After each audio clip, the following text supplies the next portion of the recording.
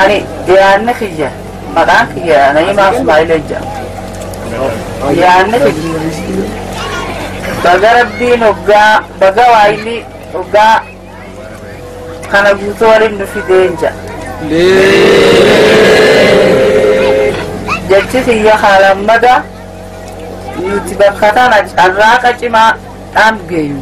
Amma immoo Oromoonni heddummaannee asii wal geenye kun yaada wal dabarfannee akkatti ayyaana keenya kana guddifu haganarraa bu'u irreeffannee ammallee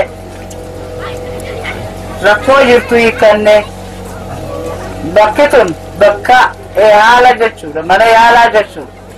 Dhukkubsataan meeqatti fayyee maraataan meeqatti qulqullaa'ee rakkoo meeqatti hiikkannee eega bakka sanatti ayyaaneffanne waan nu guutamu malee waan nurraa irratu agarre. Kanaafuu har'aan tana dubartootaa fi dhiirtilleen akkuma gartee ayyaana waggaa kana nagaan nu gahee walit dachaanen waan irreeffannu wal hubachiifne haganarratti guddifannu. Galatoomaa isiniin jedha. Angoora dhaggeeffatu.